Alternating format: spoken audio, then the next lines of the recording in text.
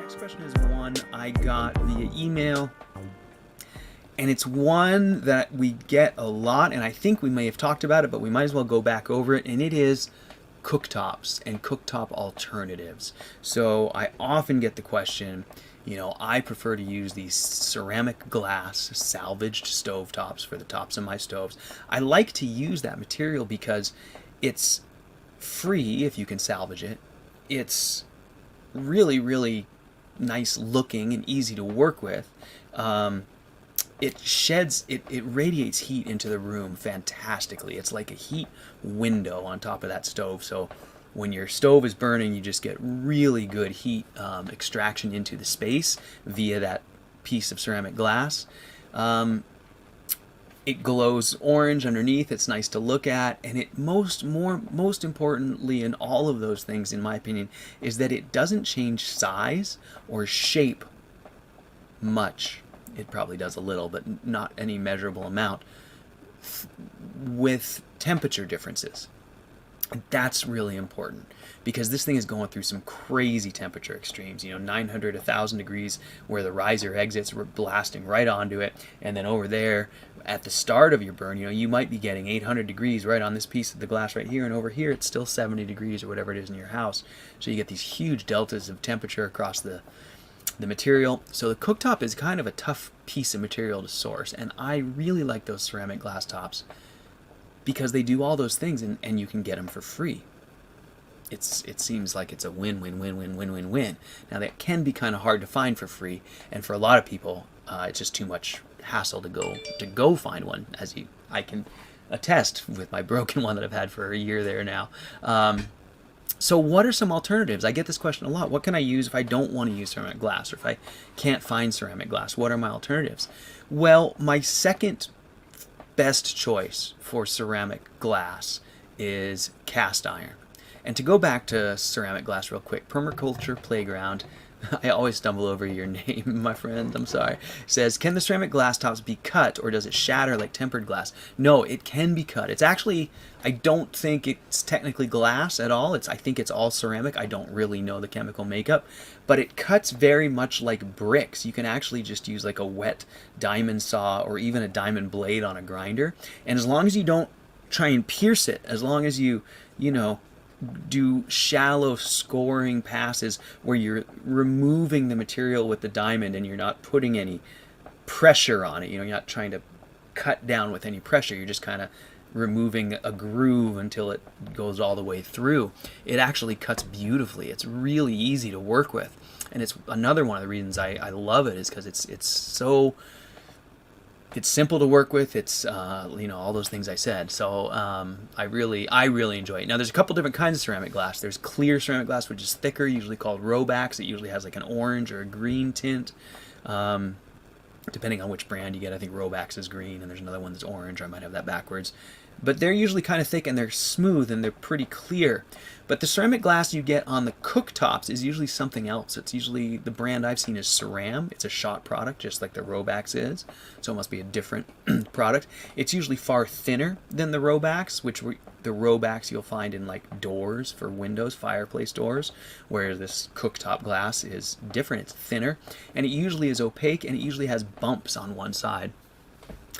I kind of like the bumps. I feel like they're, the flue gases are sort of being like golf ball, like broken up along there, and you're getting really even temperature distribution and good flow. But I don't know if that's true. But at any rate, I really like that glass. But you can use either of those glasses successfully for a top, and I have at Paul's place in Montana, Peter Vandenberg and I, when we built the first 8-inch batch box rocket mass heater, we used a large piece of the thick Robax type glass on top of the firebox and used it as a cooktop. It works great. It works just fine. It's really nice to look through there. It's crystal clear, but it's usually more expensive and harder to find than those cooktops. So So yeah, you can cut that stuff just great. And so that's another thing, you know, if you're building a cook stove and you don't want that top to be as large, maybe you want less heat coming into the space off the radiator and more heat going into the mass, or maybe you have a big water coil and you're interested more in pushing heat downstream to the water feature, but you just need a single burner. That's a great trick to cut down that ceramic glass stove to a much smaller cooktop. Use ceramic fiberboard to cap the top of the stove where you need to.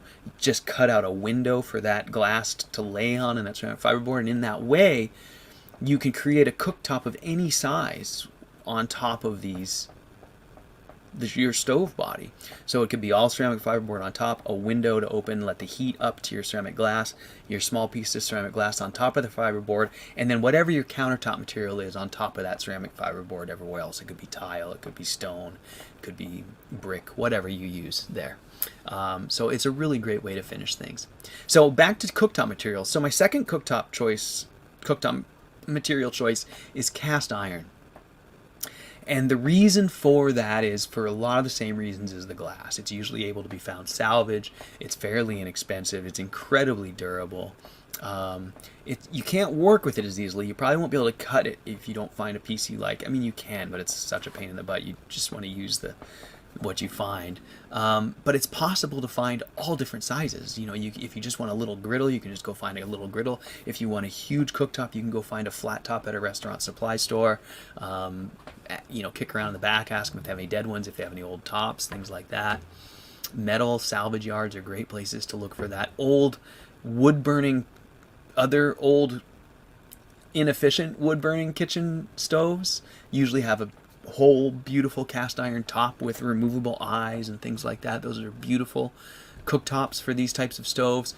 Small wood stoves, like box stoves, like there's a little Joe tool that has just a 2-burner cooktop on top made of cast iron. And last but not least, even just a cast iron griddle, like a large camp griddle. You can install that right in your stove as your cooktop, and that'll work great. Now, I bring up that cast iron and that alternative cooktop because one of the questions I get a lot is, can I use steel? And so this is really my way of trying to discourage you from using steel in that cooktop location. And the reason is simply because of the way it's going to deal with the temperature changes and the delta, the difference in temperature across its plane.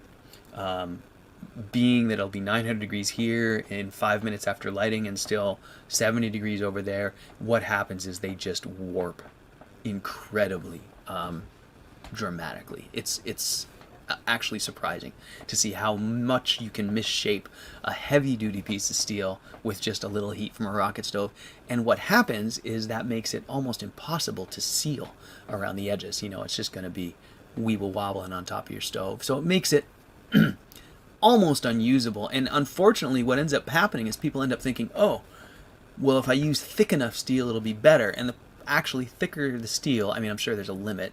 Maybe if you had like an inch thick steel, it'd be fine. But as you get into the 1/4 inch and, you know, heavier steel gauges, it actually gets worse because as it just, you know, moves out of shape, you can't correct it. So I actually think if you want to use steel, you're better off using thin, like 12 gauge steel, just like the top of a barrel, where it can bend all over the place, but you can still, you know, clamp the edges down with something and hold the seal there.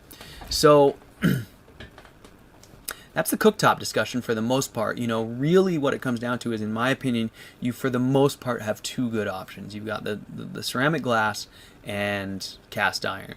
Any other metal on top of there, I just really think you're going to have a problem with warping and stuff. So Permaculture Playground adds great experience to this discussion. He says, I have a 1/2 inch thick steel plate that's 20 inches by 20 inches. So it's not really even that big. You know, this is what we're talking about. And he says, and it did warp quite a bit. I mean, that's a significant piece of metal. A 1/2 inch piece of steel, and with only a 20 inch span across it, you would think it would take an enormous amount of energy to warp that. But as it turns out, these stoves will do it easily, and as I'm sure you found out, Permaculture Playground, it's really difficult to use the cooktop once it's started to deform like that. And so it kind of just I get these questions a lot. I understand that steel is really common. I know what you're thinking. You're like, I could weld some angle iron to the bottom of it and make it work. And my question to you, and this isn't directed at anyone specifically, please don't get this wrong, is like, why? Why bother to go through all that trouble when you could, I mean, a cast iron, brand new from Amazon, a cast iron skillet that you could use as a beautiful cooktop is like $60 or something. So, I really think that that every time I get that question, I come back really strongly and say, I really strongly recommend that you try and find something other than steel. I know you have it. I know it seems convenient and easy, but I think down the road you'll be happy you chose something else. So that's alternative cooktops, and that's really